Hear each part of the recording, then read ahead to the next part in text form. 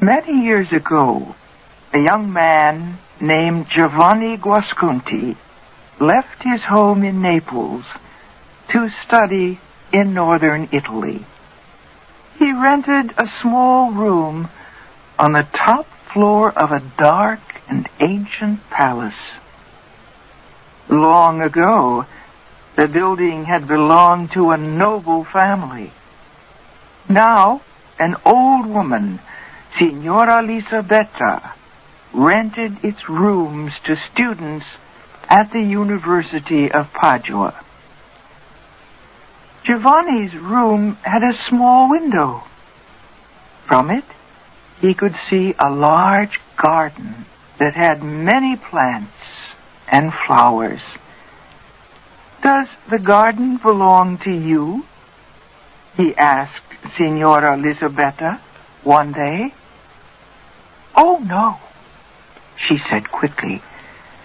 "That garden belongs to the famous doctor, Giacomo Rappaccini.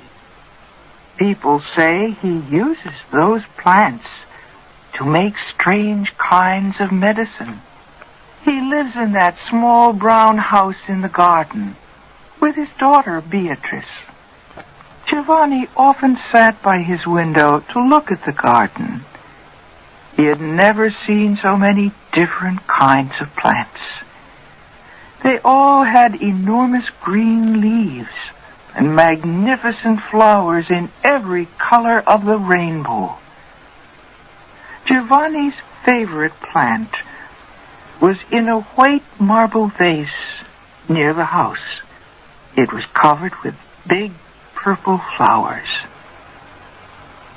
One day, while Giovanni was looking out his window, he saw an old man in a black cape walking in the garden.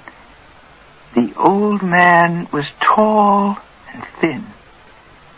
His face was an unhealthy yellow color. His black eyes were very cold.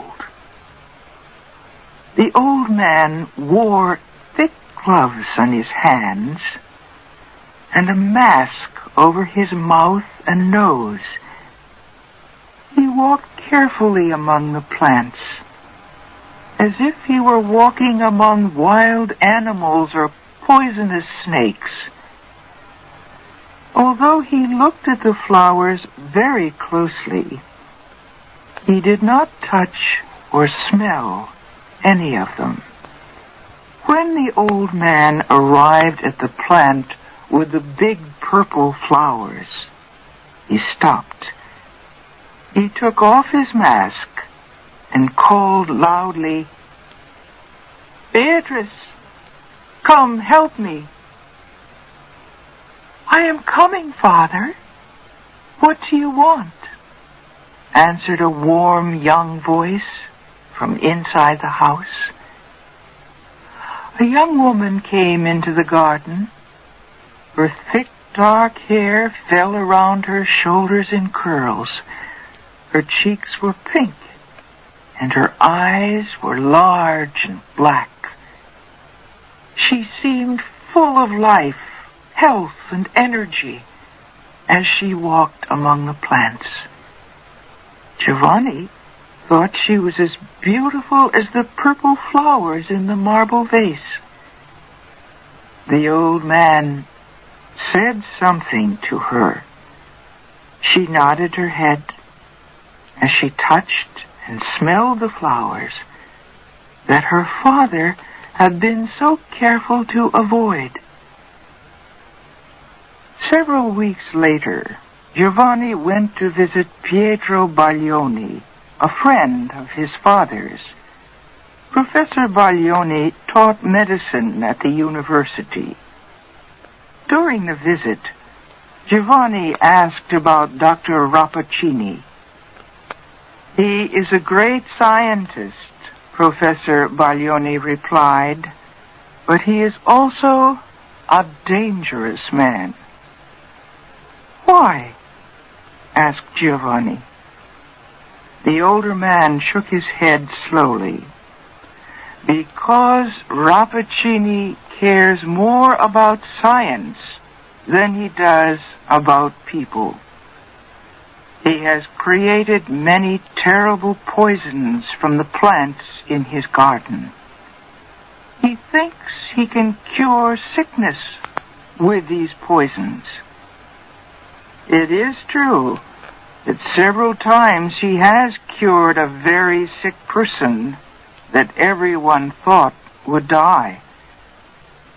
But Rappaccini's medicine has also killed many people. I think he would sacrifice any life, even his own, for one of his experiments. But what about his daughter? Giovanni said. I'm sure he loves her. The old professor smiled at the young man. So, he said, you have heard about Beatrice Rappaccini. People say she is very beautiful. But few men in Padua have ever seen her. She never leaves her father's garden. Giovanni left Professor Baglioni's house as the sun was setting. On his way home, he stopped at a flower shop where he bought some fresh flowers. He returned to his room and sat by the window. Very little sunlight was left. The garden was quiet. The purple flowers on Giovanni's favorite plant seemed to glow in the evening's fading light. Then someone came out of the doorway of the little brown house. It was Beatrice.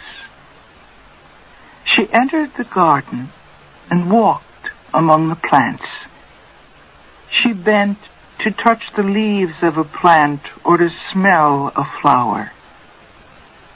Rappaccini's daughter seemed to grow more beautiful with each step. When she reached the purple plant, she buried her face in its flowers. Giovanni heard her say, "Give me your breath, my sister. The ordinary air makes me weak. And give me one of your beautiful flowers." Beatrice gently broke off one of the largest flowers. As she lifted it to put it in her dark hair, a few drops of liquid from the flower fell to the ground.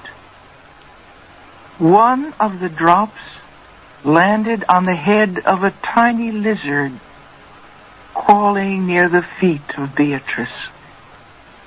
For a moment, the small animal twisted violently. Then it moved no more. Beatrice did not seem surprised. She sighed and placed the flower in her hair. Giovanni leaned out of the window so he'd see her better. At this moment, a beautiful butterfly flew over the garden wall. It seemed to be attracted by Beatrice and flew once around her head.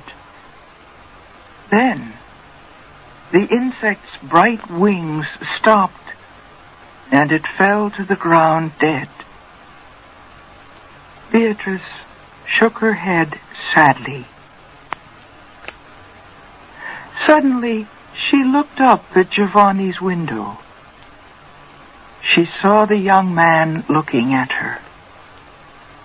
Giovanni picked up the flowers he had bought and threw them down to her.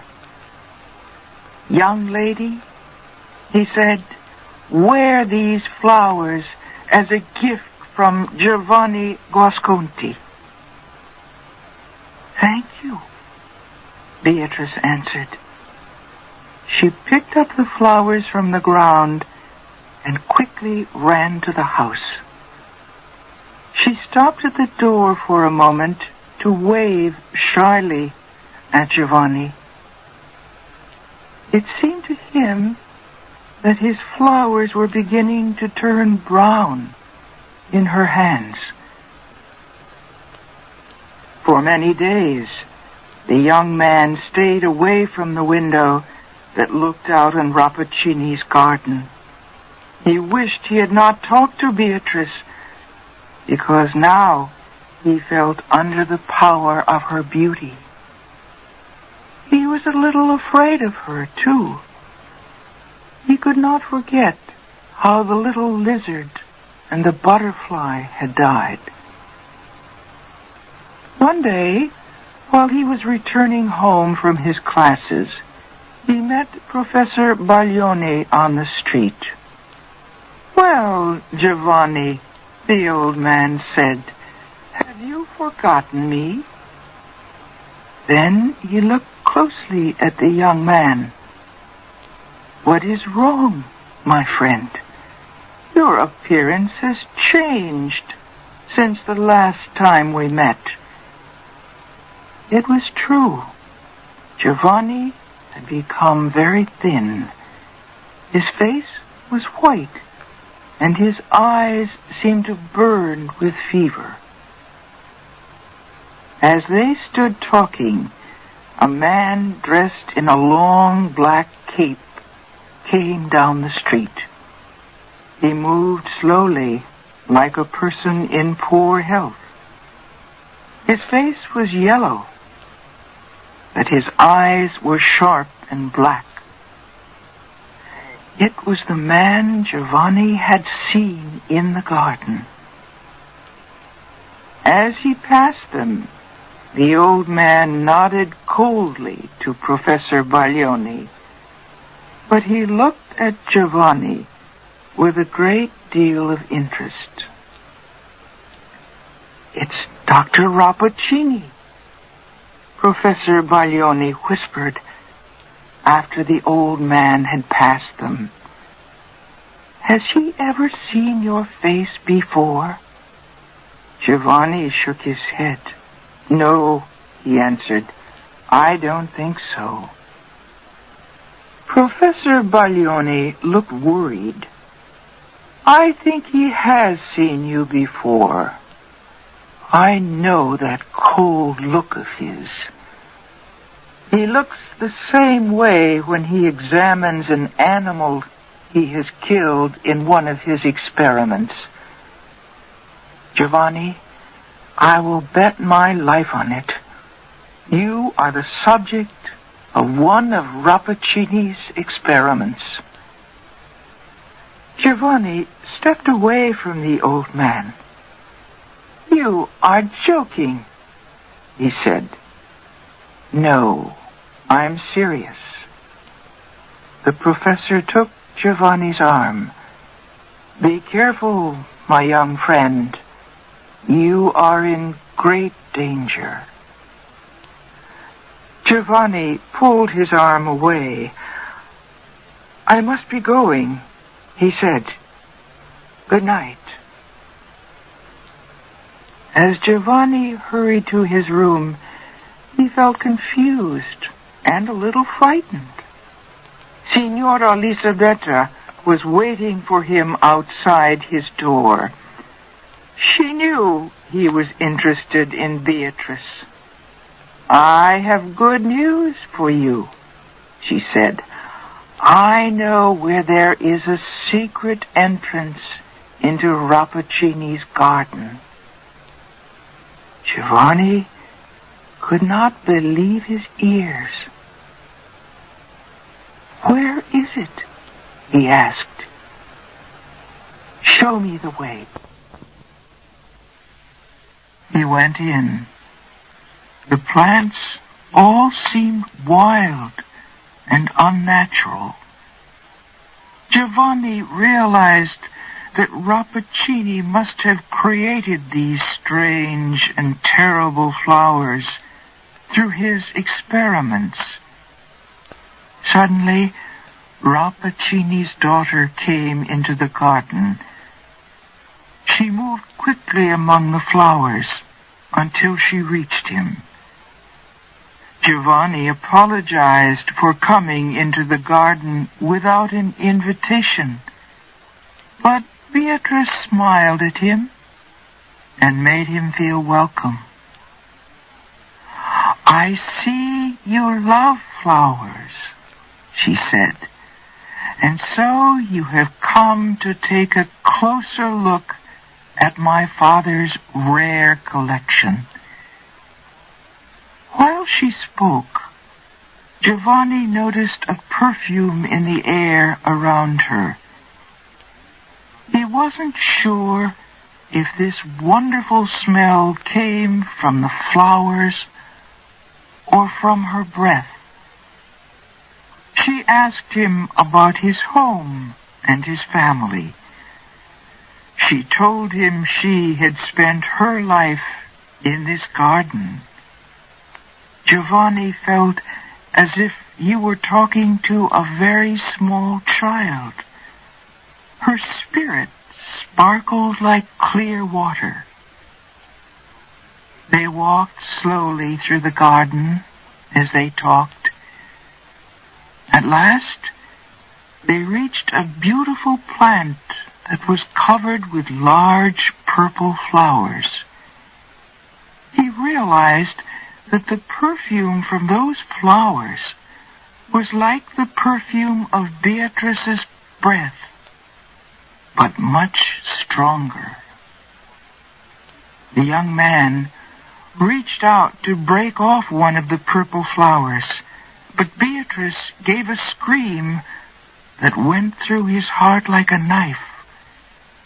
She caught his hand and pulled it away from the plant with all her strength. "Don't ever touch those flowers," she cried. "They will take your life." Hiding her face, she ran into the house. Then Giovanni saw Dr. Rappaccini standing in the garden. That night, Giovanni could not stop thinking about how sweet and beautiful Beatrice was.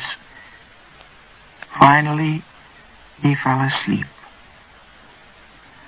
But when the morning came, he woke up in great pain. He felt as if one of his hands was on fire. It was the hand that Beatrice had grabbed in hers when he had reached for one of the purple flowers. Giovanni looked down at his hand. There was a purple mark on it that looked like 4 small fingers and a little thumb. But because his heart was full of Beatrice, Giovanni forgot about the pain in his hand. He began to meet her in the garden every day. At last, she told him that she loved him, but she would never let him kiss her or even hold her hand. One morning, several weeks later, Professor Baglioni visited Giovanni. "I was worried about you," the older man said. "You have not come to your classes at the university for more than a month. Is something wrong?" Giovanni was not pleased to see his old friend. "No, nothing is wrong. I am fine, thank you." He wanted Professor Baglioni to leave, but the old man took off his hat and sat down. "My dear Giovanni," he said, "you must stay away from Rappaccini and his daughter. Her father has given her poison from the time she was a baby. The poison is in her blood, and on her breath. If Rappaccini did this to his own daughter, what is he planning to do to you? Giovanni covered his face with his hands. "Oh, my God," he cried. "Don't worry," the old man continued. "It is not too late to save you, and we may succeed in helping Beatrice too. Do you see this little silver bottle? It holds a medicine that will destroy even the most powerful poison. Give it to your Beatrice to drink." Professor Baglioni put the little bottle on the table and left Giovanni's room. The young man wanted to believe that Beatrice was a sweet and innocent girl, and yet Professor Baglioni's words had put doubts in his heart. It was nearly time for his daily meeting with Beatrice. As Giovanni combed his hair, he looked at himself in a mirror near his bed. He could not help noticing how handsome he was. His eyes looked particularly bright, and his face had a healthy, warm glow. He said to himself, "At least her poison has not gotten into my body yet." As he spoke, he happened to look at some flowers he had just bought that morning. A shock of horror went through his body. The flowers were turning brown. Giovanni's face became very white as he stared at himself in the mirror. Then he noticed a spider crawling near his window. He bent over the insect and blew a breath of air at it. The spider trembled and fell dead.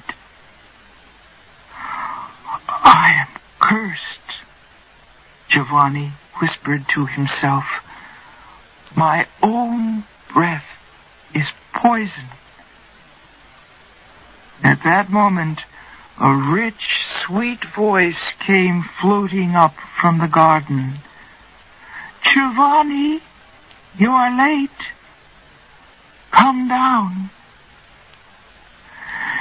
"You are a monster," Giovanni shouted as soon as he reached her. "And with your poison you have made me into a monster too. I am a prisoner of this garden." "Giovanni," Beatrice cried, looking at him with her large bright eyes, "why are you saying these terrible things? It is true that I can never leave this garden, but you are free to go wherever you wish." Giovanni looked at her with hate in his eyes.